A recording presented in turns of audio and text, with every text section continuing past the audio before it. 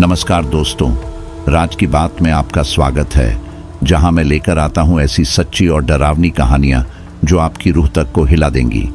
आज की कहानी है सूरज की, जो मध्य प्रदेश का रहने वाला है। तो चलिए आज की कहानी सूरज के नजरिए से सुनते हैं। कहानी शुरू करने से पहले अगर आप हमारे साथ नए जुड़े हैं तो चैनल को सब्सक्राइब कर लीजिए, ताकि हमारी हर अगली कहानी सीधे आप तक पहुंच सके। और अब बिना किसी देरी के चलिए आज की इस खौफनाक कहानी की शुरुआत करते हैं। नमस्कार दोस्तों, मेरा नाम सूरज है और मैं पिछले 7 सालों से फॉरेस्ट गार्ड की नौकरी कर रहा था। ये एक प्राइवेट जॉब थी, लेकिन मुझे बेहद पसंद थी, क्योंकि बचपन से ही जंगल मेरे जीवन का एक हिस्सा रहा है। मुझे जंगल की शांति और रोमांच से प्यार हो गया था। इसलिए जैसे ही बड़ा हुआ, मैंने एक ऐसी नौकरी चुनी जिसमें मुझे जंगल के करीब रहने का मौका मिले, और फॉरेस्ट गार्ड का काम मेरे लिए सबसे सही था। हालांकि यह प्राइवेट नौकरी थी, लेकिन मुझे इससे काफी संतोष था। जंगल में जानवरों को पकड़ना, सांपों को सुरक्षित स्थान पर छोड़ना, ये सब मेरी रोजमर्रा की जिंदगी का हिस्सा थे। धीरे धीरे मैं अपने काम में अच्छा बनने लगा था, लेकिन जीवन में सब कुछ हमेशा वैसा नहीं होता जैसा हम सोचते हैं। 7 साल बाद मेरे कुछ फैमिली प्रॉब्लम के कारण मैंने इस नौकरी को छोड़ दिया। मुझे लगा था कि मुझे कहीं और फॉरेस्ट गार्ड की नौकरी आसानी से मिल जाएगी, लेकिन ऐसा नहीं था। मैं छत्तीसगढ़ में और भी कई जगह ढूंढने लगा जहां मुझे फॉरेस्ट गार्ड की जॉब मिल सके, लेकिन हर जगह भर्ती हो चुकी थी। इसलिए मुझे लगा कि मुझे किसी और राज्य में जाना चाहिए। किसी और स्टेट में जाऊंगा तो वहां शायद कोई न कोई पोस्ट खाली होगी। इसके बाद जब 1-2 राज्य में मैं घूमा, गोवा से लेकर केरल तक, मुझे फॉरेस्ट गार्ड की जॉब नहीं मिल रही थी। अगर जॉब मिल रही थी तो तनख्वाह इतनी कम थी कि उसमें मेरा गुजारा तक नहीं हो सकता था। मैं लगभग 3 महीनों तक भटकता रहा और मुझे लगा कि अब मुझे कोई और काम करना होगा। ऐसा मैं करना नहीं चाहता था, ये काम मुझे बहुत ज्यादा पसंद था। लेकिन अचानक एक दिन जब मैं अखबार पढ़ रहा था, तभी एक ऐसा ही इश्तिहार मणिपुर के लिए आया हुआ था। मैं हैरान था कि इतनी दूर मणिपुर के एक फॉरेस्ट गार्ड की नौकरी का इश्तिहार यहाँ क्यों आया है। लेकिन वह छोटा सा इश्तिहार देखकर मैं मणिपुर पहुँच गया। वहाँ जो जगह बताई गई थी वह काफ़ी अजीबो-गरीब थी। जंगल के बीच बसे हुए एक गांव में एक झोपड़े में मुझे इंटरव्यू के लिए बुलाया गया था। फ़ोन पर मैंने बात कर ली थी। मैंने अपने बारे में सब कुछ बता दिया था और उन्होंने कहा था कि फ़ोन पर ही बताया जाएगा कि काम मिल सकता है या नहीं। मुझे हामी भर दी गई थी, जिसके बाद मुझे इंटरव्यू के लिए वहाँ बुलाया गया। जब मैं उस झोपड़े पर पहुँचा तो सामने एक बूढ़ा आदमी बैठा था। अब क्या बताऊँ, वह कितना बूढ़ा था। 70 से 75 साल का होगा। उठा नहीं जा रहा था उससे। काले रंग के कपड़े पहने हुए, बहुत ज्यादा कमजोर और कांपती हुई आवाज में उसने कहा, तुम्हारा चुनाव हो चुका है। मैंने कहा, मैंने अभी इंटरव्यू दिया ही नहीं, यहाँ और भी कई कैंडिडेट्स होंगे। उसने कहा, कैंडिडेट्स बहुत सारे थे, हमें बहुत ज्यादा कॉल आई थी, लेकिन तुम्हारा रिज्यूमे देखने के बाद तुम्हारा चुनाव किया गया है। क्या तुम ये काम कर पाओगे? मैंने कहा, हाँ, मैं ये काम कर सकता हूँ। उसने कहा, काम सिर्फ 1 महीने का है। क्या तुम्हें यह पता है? मैं एकदम हैरान था। 1 महीने का? नहीं, मैं तो फॉरेस्ट गार्ड के लिए आया था। पहले बताया गया था कि यह एक नौकरी है, लेकिन सिर्फ 1 महीने के लिए।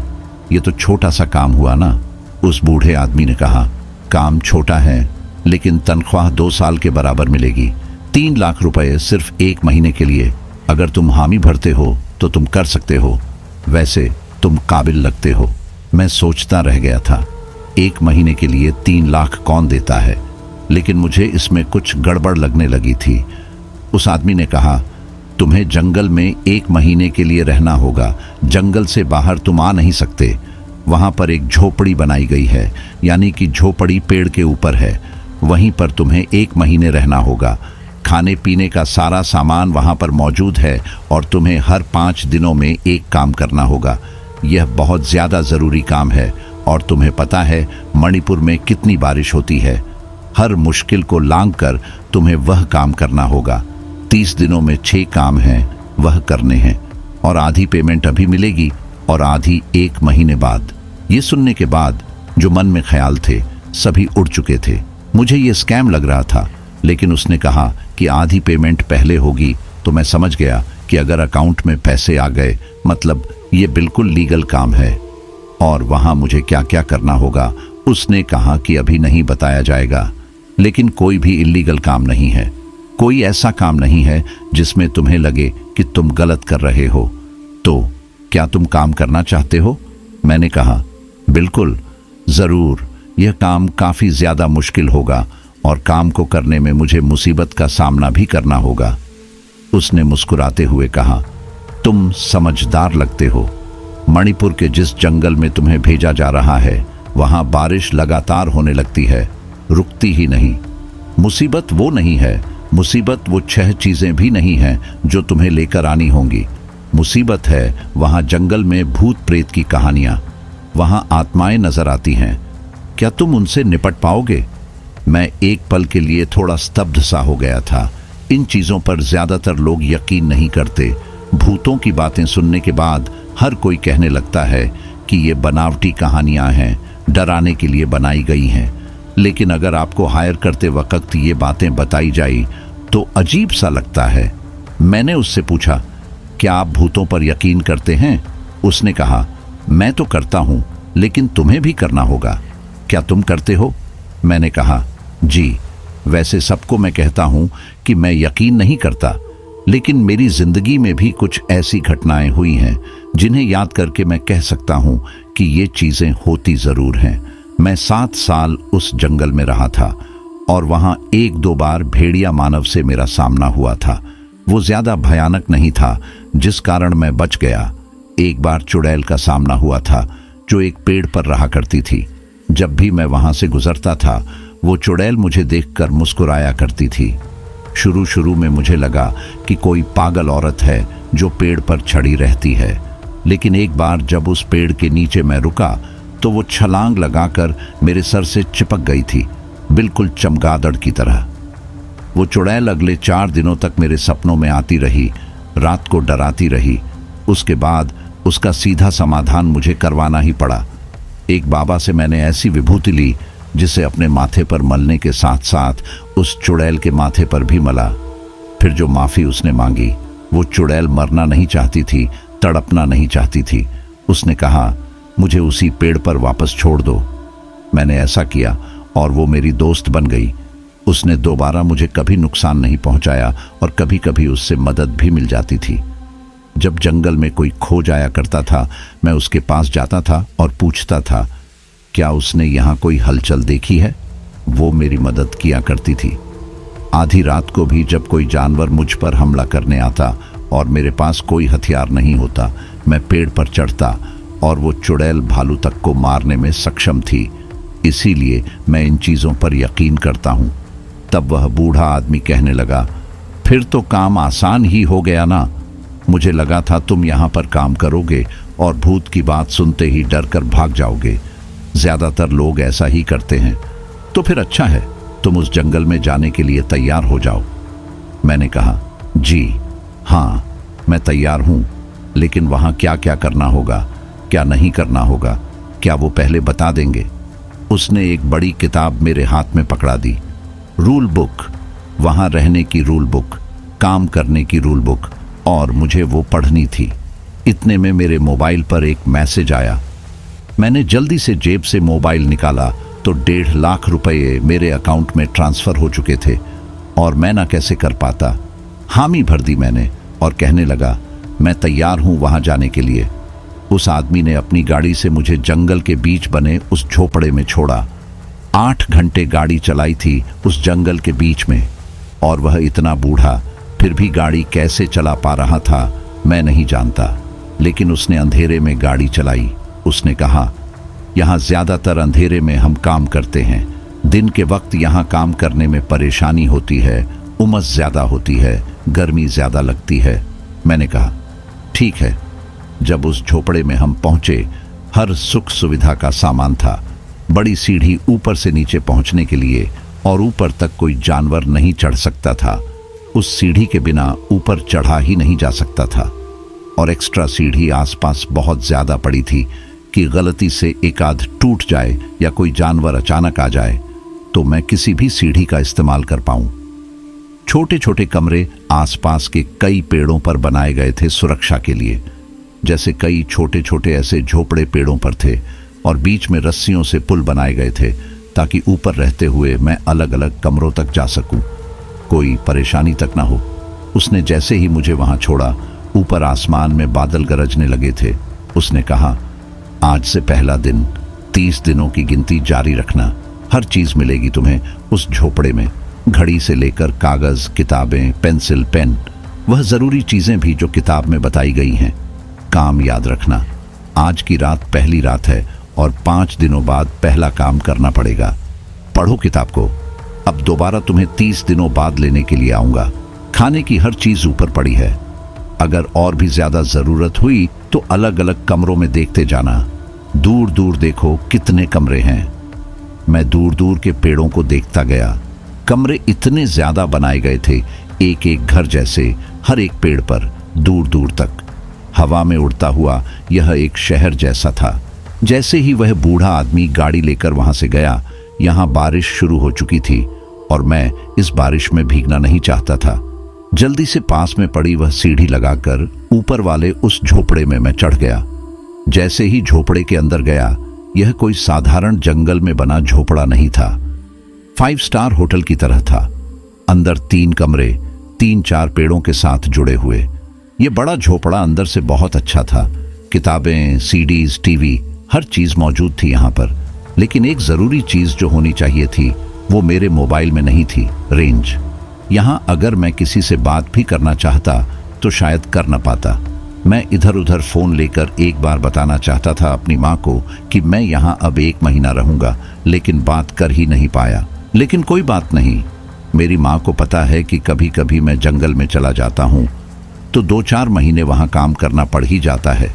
यहाँ सिर्फ 1 महीना रहना होगा और वैसे भी मेरे अकाउंट में 1.5 लाख तो आ चुके हैं। अगर माँ इस्तेमाल करना चाहे तो एटीएम उसी के पास है। बारिश बहुत ज्यादा तेज थी, लेकिन अंदर महसूस हो ही नहीं रही थी। बादल गरजते, लेकिन मैं बस उन किताबों को ढूंढता, नॉवेल पढ़ता। पहली रात मैंने ऐसे ही गुजार दी। सुबह सुबह जब मैं उठा, 8 बज चुके थे। बारिश नहीं रुकी थी। कल से बादल भले ही गरज न रहे हों, लेकिन बारिश हो रही थी। अब मुझे लगा कि बारिश में तो रहना ही होगा। मणिपुर में हूँ। मैं अपने झोपड़े से निकलकर उस रस्सी के पुल से अब दूसरे वाले कमरे में जाना चाहता था। वहां पहुंचा तो खाने का हर सामान वहां पड़ा था।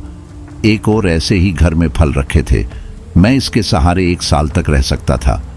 इतना खाना जमा किया गया था वहां। शायद यहाँ काम इसी तरह से करना होगा। वापस अपने वाले झोपड़े में आ गया। ये रस्सियों के पुल फिसलन भरे थे, लेकिन काम चलाऊ तो थे ही। अपने झोपड़े में आकर वह बड़ी डायरी ली मैंने, और मैं समझना चाहता था कि 1 महीने में क्या करना है। अब 4 दिन बचे हैं मुझे पहला काम करने के लिए। जंगल के अंदर जाना होगा। क्या काम है वह तो समझना होगा। मैं जब उस डायरी को खोल चुका था, उसमें कुछ नियम थे और उन नियमों को मानना था, तभी यह काम सही से हो पाता। सबसे पहले पन्ने पर नक्शा बनाया गया था इस जंगली इलाके का, और इसमें 5 खास निशान दिखाए गए थे और एक बड़ा आखिरी निशान। मुझे एक एक करके उन 5 जगहों पर जाना था और 30 दिन में उस छठी जगह से कोई खास चीज लेकर आनी थी। इसके बाद मेरा काम पूरा हो जाता। नीचे एक बड़ा सा हॉल बनाया गया था। उस हॉल में सामान रखना है। अब वहां से लाई गई चीजों को यहां रखना है। फिर काम खत्म होगा और मुझे छुट्टी मिल जाएगी। ये सब मुझे पूरा करना है। पहले पन्ने में सिर्फ नक्शा देखकर मैं समझ गया था कि मुझे अलग अलग दिशाओं में जाना है, लेकिन वहां क्या क्या मौजूद है वह आगे वाले पन्नों में मुझे पढ़ना था। अब खास नियम आए जिन्हें मुझे फॉलो करना था। यहाँ काफी खतरनाक भूत प्रेत रहते हैं जिनसे बात नहीं करनी है। वे बहलाने फुसलाने की कोशिश करेंगे। वे ऐसी ऐसी कोशिशें करेंगे कि मेरा काम नाकाम हो जाए और मेरी जान तक को खतरा हो।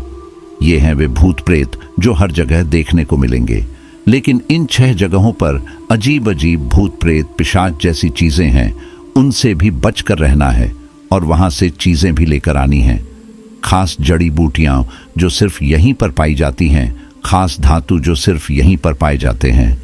इन अलग अलग जगहों पर वो चीज़ें हैं और वो सारी चीज़ें 30 दिनों में इकट्ठी करनी होती हैं।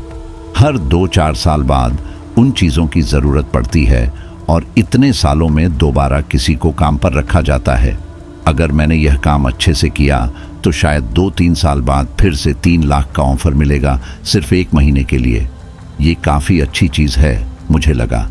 अगर मैं कहीं और काम करने भी लगा तो यहाँ आ जाया करूँगा 1 महीने के लिए, ये काम कर दिया करूँगा, 3 लाख लेकर निकल जाऊँगा और भविष्य में यह पैसे बढ़ेंगे भी। महंगाई के हिसाब से हो सकता है अगली बार 5 लाख मिले। पूरा दिन बारिश होती रही। 2-3 फिल्में देखी मैंने। रात कब हो गई पता ही नहीं चला। रूल्स बुक के कुछ पन्ने मैंने पढ़ लिए थे, कुछ छोड़ दिए थे। मुझे पता था कि पहला काम क्या करना है, इसीलिए बाकी आगे वाले पन्ने फिर पढ़ूंगा। सावधानियां समझ चुका था। रात के वक्त बारिश खत्म हो गई थी। 10 बजे के करीब मैंने बाहर वाली फ्लड लाइट जला दी ताकि आसपास रोशनी हो जाए। बिना बारिश के बाहर देखूं तो सही क्या है। जैसे ही झोपड़े के बाहर निकला मैंने इधर उधर देखा। हर पेड़ पर उल्लू ही उल्लू थे, सफेद रंग के, और वह अजीब सी आवाजें निकाल रहे थे। झुंड था पूरा का पूरा। उल्लू सिर्फ मेरी तरफ देख रहे थे और उल्लू की जो आंखें होती हैं वह बहुत ज्यादा डरावनी होती हैं। उनकी आवाज के साथ वह घूरती हुई आंखें, सबका चेहरा मेरी तरफ था और यह चीज मुझे डराने के लिए काफी थी। बहुत सारी ऐसी चीजें हैं हमारी इस दुनिया में जो हमारी समझ में नहीं आती लेकिन मौजूद होती हैं। जब आपके साथ ऐसी कोई घटना हो जाए तब समझ में आता है। और मैं ज्यादा बहादुर नहीं हूं, कुछ डरपोक भी हूं। जल्दी से झोपड़े के अंदर आ गया। मैं खिड़की से देखने लगा। वह घूरती हुई लगभग 1000 आंखें थीं, 500 से ज्यादा उल्लू जो इस झोपड़े और खिड़की की तरफ टकटकी लगाए देख रहे थे। इसके बाद जैसे मुझे लगा कि बाहर देखना ही नहीं है, सुबह निकलूंगा। डर लग रहा था। मैं 5वें दिन काम करूंगा, बाकी दिन तो काम करने नहीं हैं। लेकिन जब अगली सुबह मैंने दोबारा उस डायरी को पढ़ना शुरू किया तो मैंने ध्यान दिया कि यह काम मुझे रात को करने हैं। दिन के वक्त उन जड़ी बूटियों और धातुओं की पहचान नहीं की जा सकती। यह काम रात को ही करना होगा, यानी रात को बारिश वाले इस जंगल में मुझे दूर दूर जाकर सामान लेकर आना होगा। अगले दिन सुबह सुबह ही बारिश शुरू हो गई। यहाँ से बाहर निकलना बहुत मुश्किल हो रहा है। जंगल में घूमना मुझे पसंद है, लेकिन अगर बारिश रुके ही ना तो आप करेंगे क्या। सुबह सुबह कुछ रोशनी थी, भले ही बारिश हो रही थी। मुझे लगा नीचे जाकर देखना चाहिए। जैसे ही मैं नीचे उतरा आवाजें आ रही थीं पास से। वह पेड़ों के पास से आ रही आवाजें मुझे डराने लगी। मुझे लगा क्या चीज है यह। मैंने आसपास भेड़ियों को देखा। 2-3 भेड़िए थे जो पेड़ों के इर्द गिर्द घूम रहे थे जैसे घात लगाए हों। मैं नीचे उतर आया था सीढ़ियों से काफी दूर, और मुझे पता है कि भेड़ियों से बचने के लिए हरकत नहीं करनी चाहिए। अगर उन्हें पता लग गया कि इंसान आसपास है तो वह इंसानों पर हमला कर सकते हैं। यहाँ मैं सावधानी बरत रहा था। पेड़ के पास खड़ा होकर मैंने देखा वे तीनों भेड़िए गोल गोल घूमने लगे और उन्होंने जैसे मुझे पहचान लिया हो। सामने थी सीढ़ी, इस तरफ मैं। बीच में रास्ता लगभग 100 फुट का था। भेड़िए मुझे पकड़ सकते थे। मुझे अपनी जान बचाने के लिए सबसे तेज भागना था। मैं भागा सीढ़ी की तरफ। मुझे ऊपर चढ़ना था। मुझे इस खतरे का अंदाजा नहीं था। मुझे कोई ना कोई हथियार पास रखना चाहिए था। यह सोचकर मैं सीढ़ी की तरफ भागा जा रहा था, इतनी तेज जैसे मेरी जिंदगी और मौत का सवाल था।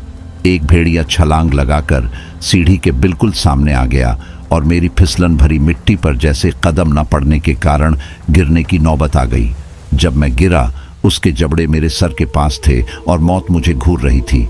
उसकी वह गुर्राने की आवाज, लेकिन उसने मुझ पर हमला नहीं किया। वह एक तरफ हो गया। बाकी 2 भेड़िए भी एक तरफ बैठे हुए देख रहे थे कि वह क्या कर रहा है। उस भेड़िए ने मुझे एक तरफ होकर उस सीढ़ी पर चढ़ने का रास्ता दिखाया। वह एक तरफ हुआ पड़ा था और मैं आराम से सीढ़ी के करीब गया। पीछे मुड़ा तो देखा उसने मुझ पर हमला नहीं किया। वह चाहता तो मुझे मार सकता था। अगर हमला करना होता तो वह आसानी से मुझे मार सकता था। वह मुझसे बहुत ज्यादा तगड़ा था उसकी आंखों में मेरे लिए दया दिखी थी और मैं उन सीढ़ियों पर चढ़ गया। जल्दी से उस सीढ़ी को एक तरफ गिरा दिया। एक तरफ रस्सियों वाली सीढ़ी थी जिससे ऊपर से नीचे उतरा जा सकता था। मैं उसे भी ऊपर तक खींच लाया ताकि वे ऊपर न आ सकें। तीनों भेड़िए नीचे बैठे थे, मेरी तरफ देख रहे थे। ऐसे देख रहे थे जैसे वे भेड़िए नहीं, इंसान हो। इंसानों की आंखें ऐसी होती हैं जब वे किसी के बारे में सोच रहे होते हैं, ताड़ रहे होते हैं। वह भेड़िए मुझे इतने करीब से जिंदा छोड़ने के बाद नीचे बैठे ताड़ रहे थे। मैं घबरा गया था और उस रात बाहर नहीं निकला। मैं जब उसके भी अगले दिन हिम्मत बांधकर एक राइफल को अपने कंधे पर टांग कर बाहर निकला तो मुझे अब पता था कि 5वें दिन का काम तो करना ही होगा। पहली जगह पर जाना होगा। हो सकता है इन भेड़ियों का सामना मुझे करना पड़े और वे उल्लू जो रात को मुझे घूरते रहते हैं, वह क्या चीज है। रात को बारिश खत्म हो जाती है, दिन के वक्त बारिश होती रहती है। रात का वक्त था और उल्लू के उस भीड़ भरे झुंड के बीच से मैं सीढ़ियों से नीचे उतरा। मुझे कभी तो उन उल्लुओं से डर लगता तो कभी इंतजार रहता कि भेड़िया पीठ पीछे वार न कर दे, लेकिन काम तो करना था। इतना खतरा कभी जंगल में महसूस नहीं हुआ था जो आज हो रहा था। उन पेड़ों के बीच से झाड़ियों को चीरता हुआ, हाथ में वह तेजधार हथियार जो औजार की तरह बना हुआ टेढ़ा सा था, झाड़ियां काटने में मेरी मदद कर रहा था। उसके सहारे मैं आगे बढ़ रहा था। उन झाड़ियों की नोक को एक कतार में पीछे करते हुए मुझे पगडंडी साफ साफ दिख रही थी। यह पगडंडी का इस्तेमाल बहुत समय पहले हुआ होगा। नीचे पत्थरों से कच्ची सड़कें बनाई गई थीं, लेकिन इनका इस्तेमाल हुए काफी समय हो गया था। मैंने उसी सड़क का इस्तेमाल किया आगे बढ़ने के लिए, और जैसा कि नक्शा था वह मुझे सही दिशा में ले जा रही थी। वह पगडंडी पर मुझे 4 घंटे चलना पड़ता था। इतना लंबा सफर था, रात को तय करना था। 9 बजे चला और 1 बजे के करीब उस जगह से कुछ ही दूरी पर था। मैं उस जगह पहुंच गया था। यहां पर एक लाल रंग का पेड़ लगा हुआ था। अंधेरे में टॉर्च की रोशनी में उसकी वह लाली साफ दिख रही थी। पत्ते भी लाल, तने भी लाल, और जड़ों के पास भी मिट्टी लाल हुई पड़ी थी, जैसे खून से सना हुआ पेड़ हो। डायरी में इसका लक्ष्य बताया गया था कि मुझे क्या करना है। मुझे एक बाल्टी में इसका रस निकालना है और इसका रस खून की तरह लाल होगा। वह बाल्टी इस रस से भर देनी है। मैंने जैसे ही एक तेज धार नुकीले चाकू से उस पर वार किया, उससे लाल रंग का खून निकलने लगा। एक टहनी से ही बाल्टी भर गई। एक टहनी से इतना खून निकला। मैं उस खून की सुगंध ले रहा था, लेकिन वह अजीब सी महक थी जैसे खून से आती है। यह क्या खून का पेड़ है? मुझे तो यह लेकर जाना है, पर पता नहीं यहाँ कैसे कैसे पेड़ लगे हुए हैं। तभी मुझे एक काले रंग की परछाई दिखाई दी जो चलती हुई मेरे करीब आई। उसने मुझे छूने की कोशिश की और मेरे कान के पास अजीब सी आवाज की। मैं घबरा गया, बाल्टी लेकर भागा। मेरा काम हो गया था। अब समय बर्बाद करने से कोई फायदा नहीं था। यहाँ मुझे भूत प्रेत की आत्माएं नजर आएंगी, उस बूढ़े ने पहले ही बोला था। मुझे बस काम करना है और उन्हें नजरअंदाज करना है। पहली रात का यह काम खत्म हुआ। मैं भागा वहां से। आसपास से मुझे एक एक करके परछाइयां दिखने लगीं। धीरे धीरे वे परछाइयां प्रेत आत्माओं का रूप ले रही थीं। लोगों के चेहरे देख पा रहा था मैं। भूतों को देख पा रहा था। उनके मुंह सिले हुए थे। वे होंठ हिल नहीं रहे थे, जैसे सिल दिए गए हों, धागे फंसाए गए हों। प्रेत आत्माओं को किसी ने बांधा हुआ था और मैं खून से सनी वह बाल्टी उठाकर वापस लेकर आया था। सुबह सुबह पहुंचा उस झोपड़े में। अब उस बाल्टी को नीचे बने हुए उस बड़े से हॉल में रखा। पहली बार उस हॉल का ताला खोला। मैंने उस हॉल में काफी अजीबो गरीब चीजें पड़ी देखी। एक बड़ा सा पिंजरा पड़ा था। पंछियों का बड़ा पिंजरा लग रहा था। वहां एक तरफ एक बड़ा सिलेंडर पड़ा था। वह पारदर्शी सिलेंडर था, लेकिन पूरी तरह से खाली। उस सिलेंडर के अंदर काफी तारें और पाइप लगी हुई थीं और पीछे बड़ी मशीनरी पड़ी थी। ऐसी ही और भी अजीबो गरीब चीजें थीं जिन्हें मैं पहचान नहीं पा रहा था। इस बड़े हॉल में अगर कोई फैक्ट्री वाला काम किया जा रहा है तो वो कैसा काम है? क्या हो रहा है यहाँ पर? लेकिन कोई भी अवैध काम मुझे नहीं लगा। ये तो साधारण मशीनें थीं और उनमें कोई चीज भी नहीं थी। मुझे इसकी जानकारी नहीं थी तो मैं इससे कोई भी संकोच नहीं कर सकता। वह बड़ी बाल्टी खून से सनी हुई, जिसे मैं खून समझ रहा था। असल में वह कौन सी जड़ी बूटी है यह तक पता नहीं, लेकिन वहां रखकर मैं सीधा ऊपर झोपड़े में चढ़ गया। सुबह होते ही बारिश शुरू हो चुकी थी। भीग कर पहुंचा था मैं। सबसे पहले मैं नहाया। ऊपर बड़ी टंकी में बहुत ज्यादा पानी था, लेकिन इतना ज्यादा नहीं कि मैं पूरा महीना निकाल पाऊं। मुझे बताया गया था कि उसे पानी पीने के लिए इस्तेमाल करना है। बाकी बारिश तो होती ही रहती है, ऊपर भरता रहता है पानी, लेकिन मुझे नहाने के लिए पास के तालाब में जाना होगा, यह मुझे बताया गया था। मैं हर रोज अब उस तालाब में नहीं जा सकता। 5 दिनों तक इस टंकी के पानी से नहाने के बाद मुझे लगा अब मुझे वहां जाना चाहिए। दिन का ही तो वक्त है। जैसे ही लगभग 11 बजे बादल घिरे थे और बारिश रुकने का नाम नहीं ले रही थी। दिन के वक्त तो बारिश रुकती ही नहीं थी। मैं नहाने के लिए उस तालाब में गया। जैसे ही उस तालाब तक पहुंचा, आसपास पेड़ लगे थे और तालाब में पानी की एक बूंद तक नहीं गिर रही थी। भले ही यह बारिश के कारण बना हुआ तालाब था, लेकिन पानी पूरी तरह से कांच जैसा था। आराम से नहाया जा सकता था, ज्यादा गहरा भी नहीं था।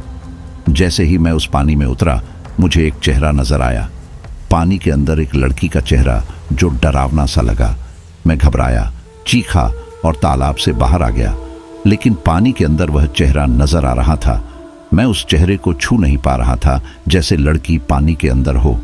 जैसे ही मैं पानी में हाथ डालता, लहरें बनने लगती। वह लड़की गायब हो जाती और जैसे ही हाथ निकालता, पानी से लहरें शांत हो जाती। वह फिर दिखने लगती। वह मुझसे बात करने की कोशिश कर रही थी। मुझे शब्द सुनाई नहीं दे रहे थे। मैं जल्दी से उस पानी से मग भर भर कर अपने ऊपर पानी डालने लगा। मुझे पता है यहाँ भूत प्रेत हैं, अब इनके साथ ही रहना होगा। कितने ज्यादा हैं यहाँ पर, हर जगह। मैं बड़बड़ा रहा था और मैं बिना कपड़ों के नहा रहा था, तो मुझे शर्म भी आ रही थी। लड़की का भूत है, लेकिन देखे जा रही है बेशर्म की तरह। नहाकर जल्दी से वहां से निकला और झोपड़े के अंदर आ गया।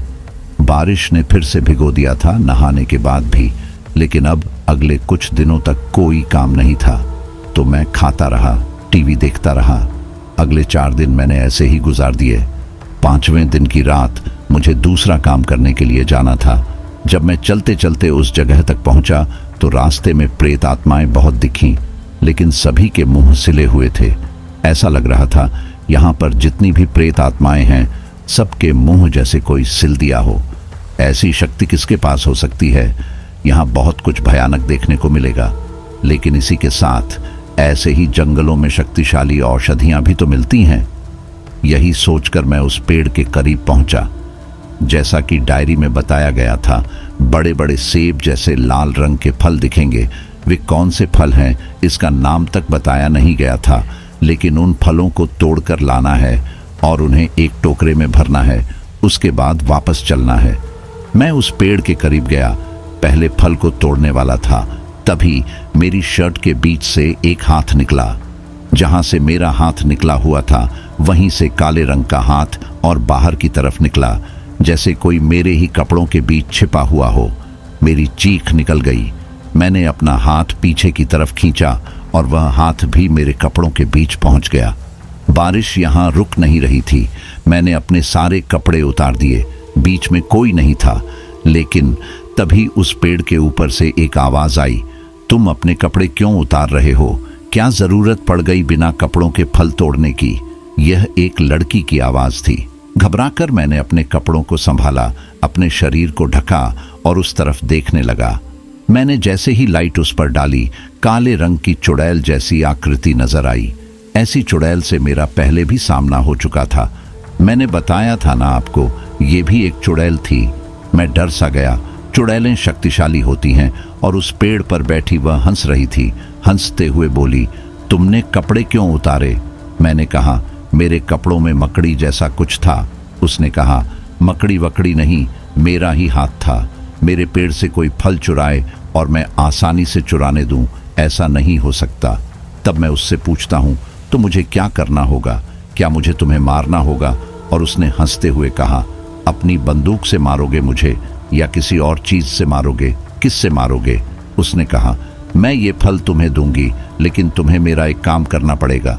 मैंने पूछा, कैसा काम? उसने कहा, तुम्हें जमीन में एक बड़ा गड्ढा खोदना होगा, उसमें एक फल लगाना होगा। उस फल से जो पौधा उगेगा उससे लगे हुए जितने भी फल हैं वे तुम ले जा सकते हो। मैंने कहा, मुझे इतना इंतजार करना होगा? मैं पहले एक पेड़ उगाऊंगा, फिर फल लेकर जाऊंगा।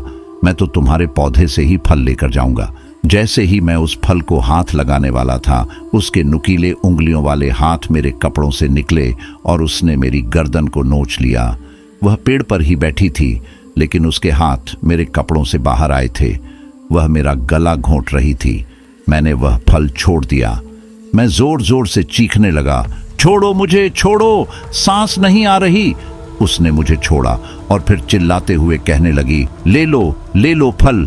अगर वह फल तुमने तोड़ दिया होता तो मैं तुम्हारी गर्दन तोड़ चुकी होती।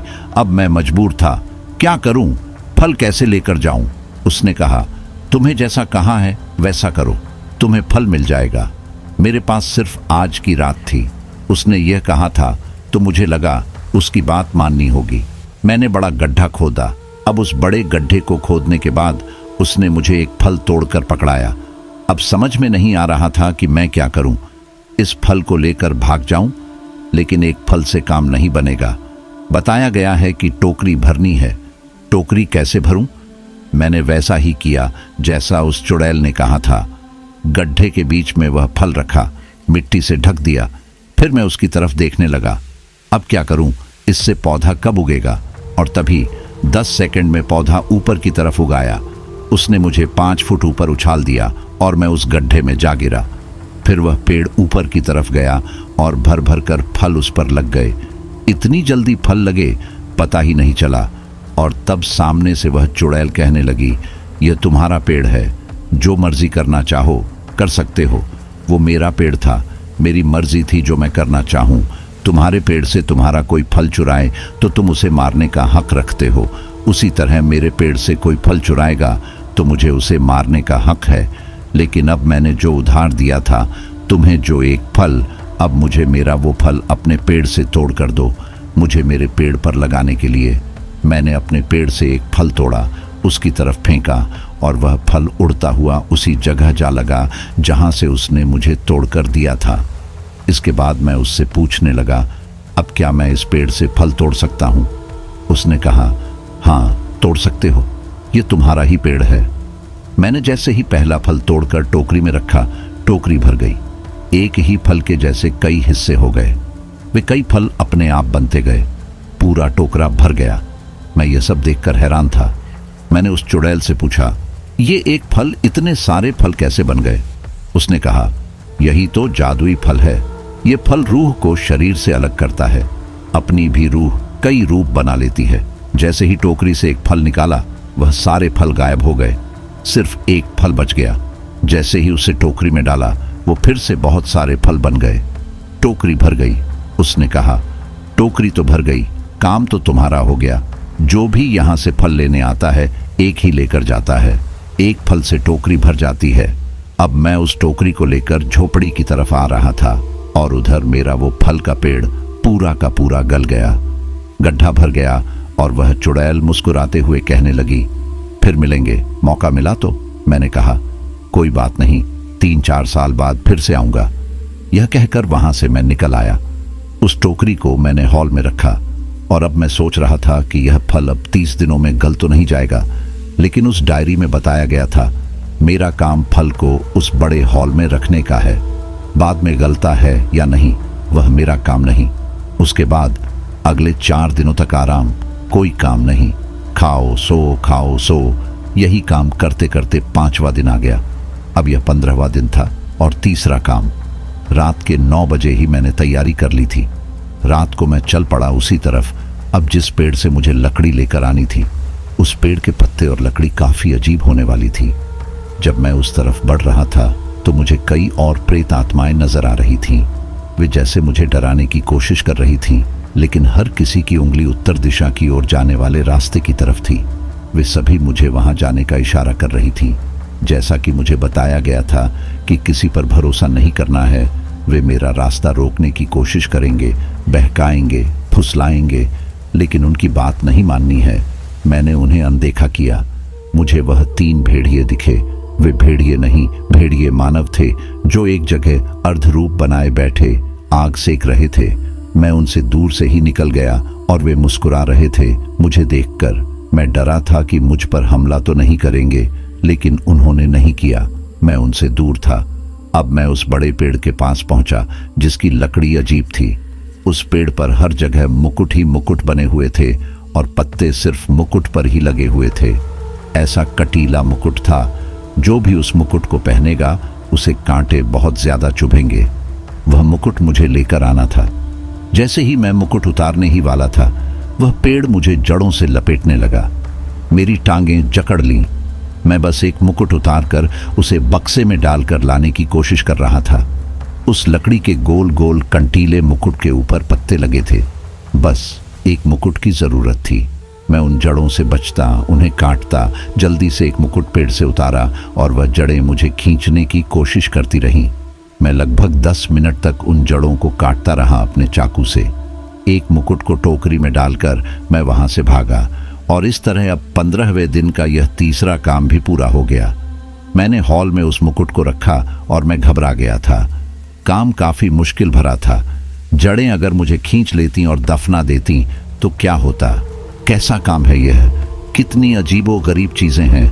आखिर वह आदमी इस मुकुट का क्या करेगा? एक खून, एक फल, एक मुकुट, और आगे क्या चीज है? पढ़ूं तो जरा। 4 दिनों तक उस डायरी में आगे पढ़ा कि मुझे क्या करना है। वहां काफी ज्यादा पन्ने थे। काम शायद ज्यादा मुश्किल था। फिर 20वां दिन आ गया। अब 20वें दिन की रात मुझे यह चौथा काम करना था। अब मुझे एक ऐसे पेड़ पर जाना था जहां पर बड़े बड़े कागज लटके हुए होते हैं। यह कागज 1 हाथ जितना बड़ा साइज का था और वह पेड़ से निकलता था, जैसे खुद ब खुद ही बनाए गए हों। जब मैं वहां पहुंचा, प्रेत आत्माएं भरी पड़ी थीं। मुझे पता था खतरा यहां भी अजीबोगरीब सा होगा। काम इतना आसान तो होने वाला था नहीं, लेकिन मैं उस कागज को उस पेड़ से आसानी से उतार पाया। किसी ने कोई हमला नहीं किया। कागज आसानी से मेरे हाथ में था, जिसे लेकर मैं वापस आ रहा था और बार बार पीछे देख रहा था कि कोई खतरा कब आएगा, लेकिन कोई खतरा सामने नहीं आया। वह प्रेत आत्माएं, वह भूत जिनके मुंह सिले हुए थे और उंगली का इशारा मेरे लिए उस दिशा में जाने के लिए था। मैंने मन ही मन कहा, नहीं जाने वाला उस दिशा में, वहां खतरा है। मैं जानता हूं यह मरवाएंगी मुझे। इन पर भरोसा नहीं करना चाहिए। मैं उस पन्ने को लेकर हॉल में रख आया और सीधा अपनी झोपड़ी में पहुंचा। खाया, पिया, फिल्में देखी और सो गया। इस तरह 25वां दिन और यह 5वां काम भी पूरा हो गया। मैंने सोचा यह सबसे मुश्किल काम था और इसके बाद आखिरी काम 30वें दिन का है।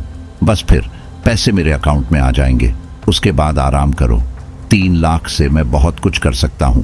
25वें दिन रात के वक्त पिछले 2-3 दिनों से बारिश नहीं हो रही थी।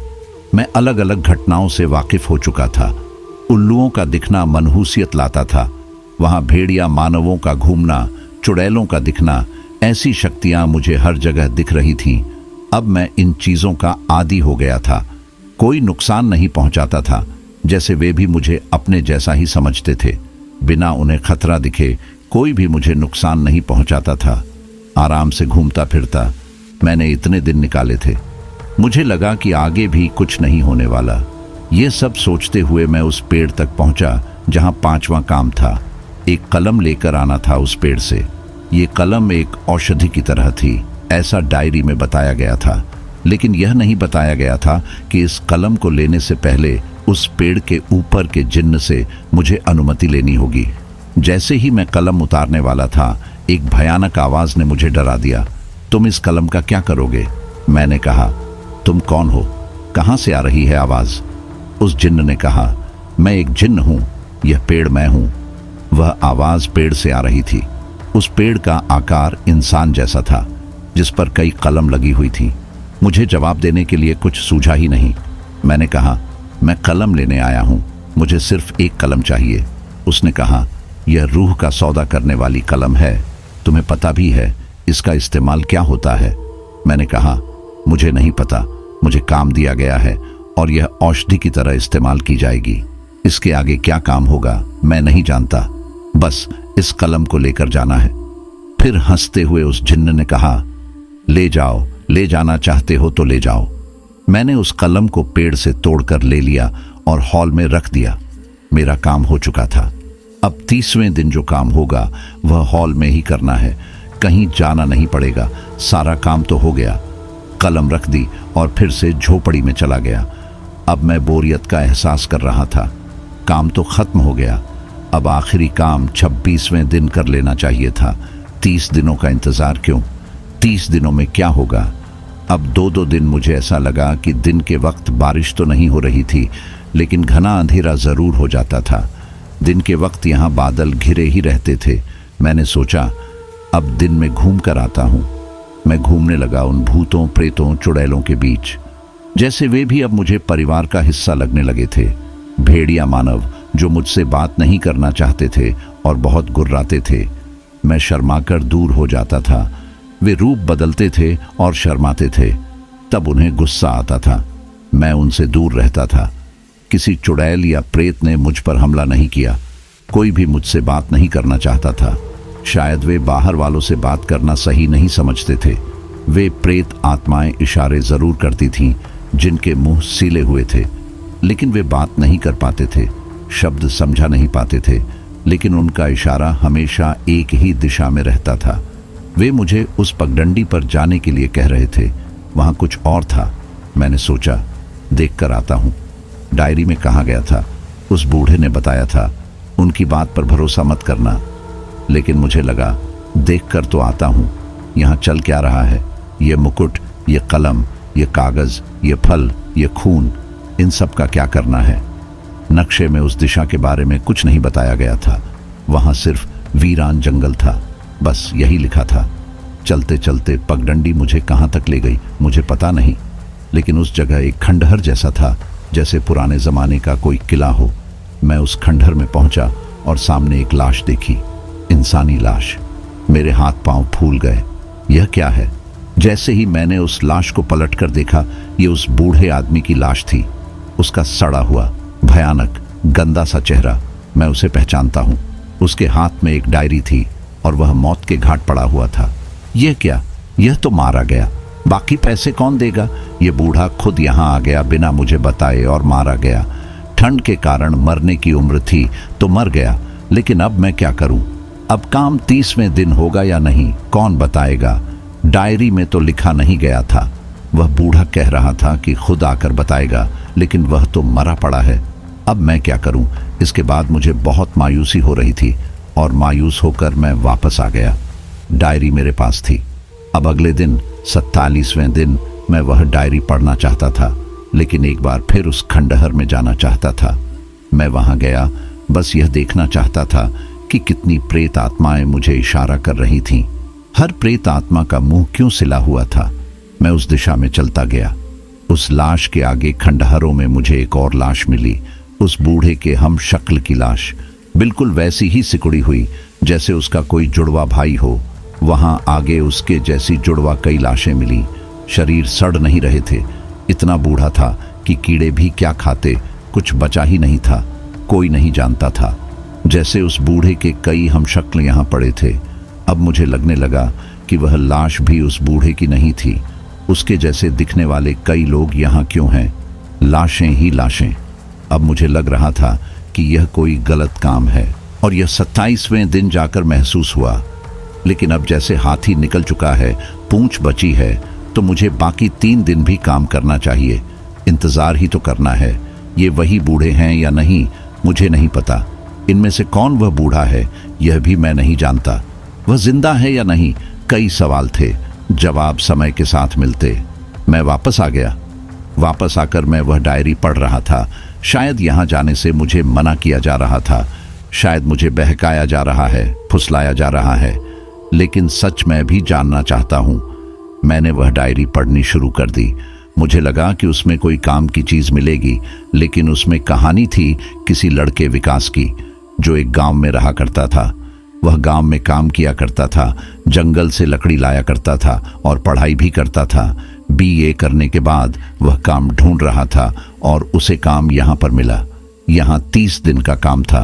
उसने एक एक दिन के बारे में लिखा कि क्या क्या वह करता। मैं पेज पलटता गया और देखा कि उसने भी यह सब वैसे ही किया था जैसे मैंने किया था। 30वें दिन तक वह इंतजार कर रहा था कि आखिरी काम क्या है, लेकिन 30वें दिन का पन्ना भरा नहीं था। यानी जो भी हुआ उसने इस डायरी में लिखा क्यों नहीं? क्या वह वापस चला गया या नहीं? उसके साथ क्या हुआ? मेरे दिमाग की घंटियां बजने लगी थीं। भूत प्रेत का मामला है, कुछ भी हो सकता है। और उस बूढ़े की लाश, वो बूढ़े की कई लाशें क्यों थीं वहां? क्या चल रहा है? मैंने 28वें और 29वें दिन इंतजार किया। 30वें दिन मैं भी तैयार था। मैं सोच कर बैठा था कि कुछ भी हो सकता है, मुझे अच्छे से समझ कर करना होगा जो भी करना है। दिन उस हॉल में मैं उसका इंतजार कर रहा था। शायद उसे यह पता नहीं था कि मैं कई चीजें जानता हूं जो मुझे नहीं जाननी चाहिए थी। वह प्रेत आत्माएं मुझे इशारा करके बता रही थी उस तरफ जाने के लिए, और उसने कहा था कि उनकी बात नहीं माननी है। मैंने मानी थी। जब वह बूढ़ा वहां चलकर आ रहा था, वह बहुत ज्यादा कमजोर था, जैसे मौत उसके करीब हो। उसने कहा, बहुत अच्छे, तुमने काम कर दिया। अब 30वां दिन है, मेरा जल्दी से काम करो। मैंने कहा, क्या करना है? उसने कहा, कपड़े उतारो और वह खून वाली बाल्टी से नहाओ। सबसे पहले उसे अपने पूरे शरीर पर मल लो, जल्दी करो। मैंने वैसा ही किया जैसा उसने कहा। 30वें दिन का काम। उसके बाद उसने मुझसे कहा, अब तुम्हें वह फल खाना होगा। मैंने वह फल भी खा लिया। फिर उसने कहा, वह मुकुट तुम्हें सर पर पहनना होगा। मैंने वह मुकुट भी सर पर पहना। फिर उसने कागज आगे रखकर कहा, अब जिन्न की कलम से उस पर दस्तखत करो। दस्तखत? अब मैं दस्तखत करने से पहले सवाल कर रहा था। जिन्न ने मुझसे कहा था, यह रूह को देने वाली कलम है, क्या मेरी रूह तो नहीं चली जाएगी? मुझे दस्तखत करने चाहिए या नहीं? मैंने मना कर दिया। तो उस बूढ़े ने कहा, दस्तखत तो करने होंगे। उसने अपनी जेब से खंजर निकाला जो अजीब सा हड्डी से बना हुआ था। उसने कहा, दस्तखत करने के बाद इस खंजर से अपनी उंगली पर जरा सी चोट लगाओ, खून निकलेगा, उसे इस कागज पर लगा देना, बस काम खत्म, फिर चले जाना यहां से। मैंने वह दस्तखत नहीं किए और मैंने कहा, मैं नहीं करने वाला, मुझे नहीं पता, यहां कुछ गड़बड़ है, मैं यह काम नहीं करने वाला। मैंने जल्दी से कपड़े पहनने शुरू कर दिए। वह गुस्से में आ गया और बोला, तुम्हें दस्तखत भी करने होंगे और खंजर से खून भी निकालना होगा। मैं और इंतजार नहीं कर सकता, करो करो। वह यह कह रहा था और मैंने साफ मना कर दिया। मैं वहां से जाना चाहता था, लेकिन उसका वह भयानक रूप नजर आया। वह क्रूप था, लेकिन अब और भी क्रूप हो गया था। उसके छोटे छोटे पंख, बड़े बड़े दांत। वह एक पिशाच था, एक वैम्पायर। और वह भयानक बूढ़ा अब थोड़ा अकड़ गया। वह मुझे पकड़कर जैसे मुझे मारना चाहता था, और मेरे हाथ में कोई और चीज नहीं आई। वह खंजर आ गया। यह भयानक पिशाच था, इसे तो मार ही देना चाहिए। मैंने वह खंजर उसकी छाती में घोंप दिया और उसे मौत के घाट उतार दिया। उसके बाद वह वहां पड़ा, धीरे धीरे राख बनने लगा। राख बनते बनते सिकुड़ते हुए वह जैसे खत्म हो गया। वहां सिर्फ राख बची थी। मेरे 1.5 लाख भी गए। वह मुझे यहां फंसा कर चला गया। अब मैं क्या करूं? 30वें दिन का काम खत्म हो गया। अब मुझे क्या करना चाहिए? गाड़ी बाहर खड़ी थी। मैं एक बार फिर जंगल में जाना चाहता था, जवाब जानने के लिए। जब मैं जंगल में गया, वहां प्रेत आत्माएं जिनके मुंह सिले थे, अब वे सिले नहीं थे, होठ खुले थे, और प्रेत आत्माओं का झुंड मुझे घेरे हुए था। उनमें से एक लड़की की प्रेत आत्मा, जो मुझे उस तालाब में दिखी थी, मुस्कुराती हुई बोली, शुक्रिया, तुमने हमें आजाद किया। वह बूढ़ा एक पिशाच था जो पिछले 100 सालों से हर 4 साल में किसी को यहां बुलाकर काम करवाता था। पेड़, जिन्न, चुड़ैल और भेड़िया, मानव सभी उसके ही थे। यह काम 30 दिनों का होता था। हम सब ने भी पैसे की लालच में यह काम किया था। जो लाशें तुमने देखी थीं, उस खानदान में वे लाशें हमारी थीं, जो उसके जैसी बन जाती थीं, और वह हमारा रूप ले लेता था। वह 4 साल तक जीता, फिर वैसा बूढ़ा बनता, फिर किसी को यहाँ बुलाता, काम करवाता, आत्मा लेता और अपने शरीर को त्याग देता, लाशों के ढेर में फेंक देता। वहाँ जितनी लाशें थीं वह उसी की थीं। नए नए शरीर में जाकर वह पिशाच रूप बदल सकता था। वह खून नहीं पीता, वह शरीर पीता है। और हम सब मरने के बाद ही जान पाए कि उसका अंत उसके ही खंजर से किया जा सकता था। उसे मारने का एक ही तरीका था। दुर्भाग्यवश उसने वह खंजर हर किसी को दिया था। किसी में हिम्मत नहीं हुई, कोई समझ नहीं पाया, और तुमने गलती से उस खंजर से उसे मार दिया। हमें भी आजाद किया और उसका भी काम हो गया। यह तुम्हारा 30वें दिन का काम था, उसका हमेशा के लिए अंतिम काम बन गया। वह प्रेत आत्माएं मेरे सामने ही वहां से मुक्त हो गई थीं। मैं नहीं जानता वह पेड़ आज भी मौजूद है या नहीं, लेकिन गाड़ी लेकर मैं बस उस जंगल से बाहर भाग निकला था। मौत को छू कर आया था, वरना मेरी भी लाश वहां पड़ी होती और मेरा भी मुंह सिला हुआ प्रेत आत्मा बन जाता, उसी जंगल में भटक रहा होता। तो दोस्तों, यह थी हमारी आज की कहानी। आपको हमारी आज की कहानी कैसी लगी? कमेंट बॉक्स में कमेंट करके ज़रूर बताएं। बस आप अपना और अपने परिवार का ख्याल रखें, और अगर अभी तक चैनल को सब्सक्राइब नहीं किया है तो कृपया चैनल को सब्सक्राइब कर लीजिए।